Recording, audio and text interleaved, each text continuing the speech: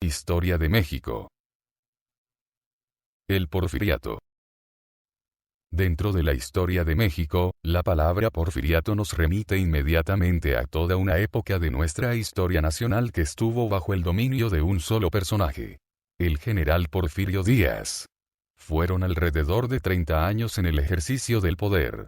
En abril de 1877, Porfirio Díaz subió a la silla presidencial, en la cual permaneció hasta 1910, con una sola interrupción de 4 años, 1880-1884, periodo en el que ocupó el cargo de presidente el general Manuel González.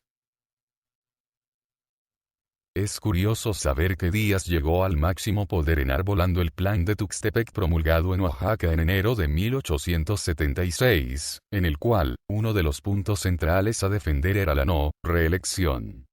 La tarea central del gobierno de Díaz fue lograr el desarrollo del país dentro de un ambiente de orden y progreso. Después de la rebelión de Tuxtepec, el general Díaz y su grupo proponían que había que enganchar a México a la locomotora del progreso antes que ésta nos arrollara.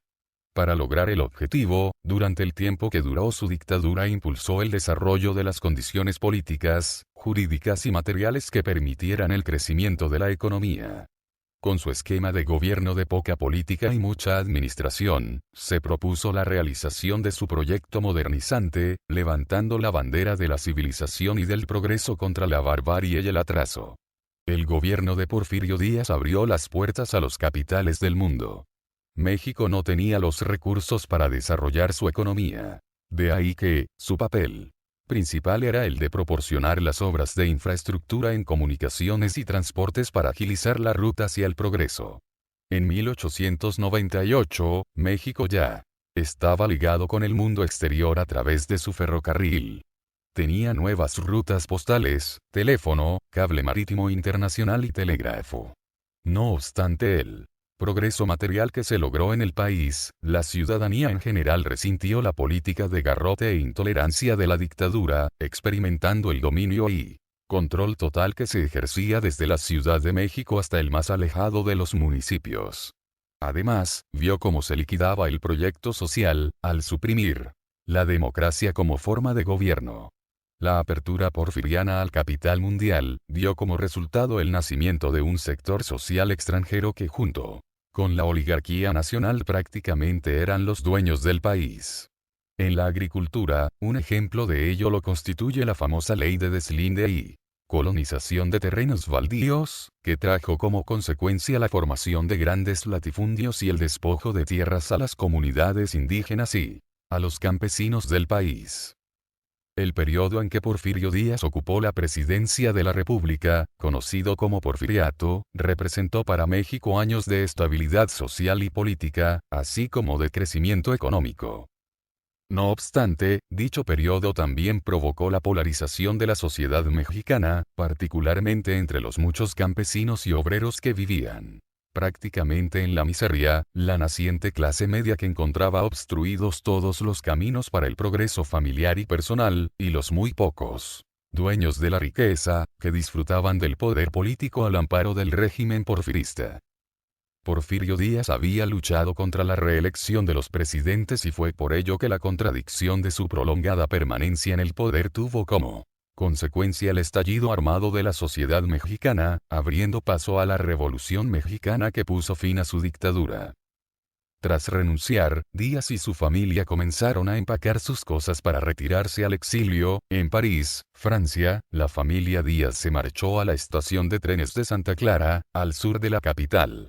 El general de división Victoriano Huerta fue el encargado de escoltar la caravana hacia Veracruz, de donde tomarían un buque de vapor a La Coruña. El 26 de mayo, Porfirio y Carmen Romero Rubio, acompañados de los hijos del general, salieron rumbo al puerto de Veracruz. Al llegar a Veracruz, la noche de ese mismo día, y contrario a lo sucedido en otras partes del país, los días fueron recibidos con banquetes, cenas, bailes y fiestas en su honor. Finalmente, la mañana del 31 de mayo, a bordo del buque portugués Ipiranga, Porfirio Díaz y su familia abandonaron el país.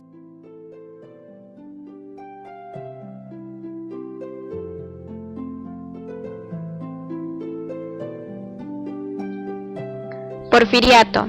Es el periodo de 34 años en el que el ejercicio del poder en México estuvo bajo el control de Porfirio Díaz.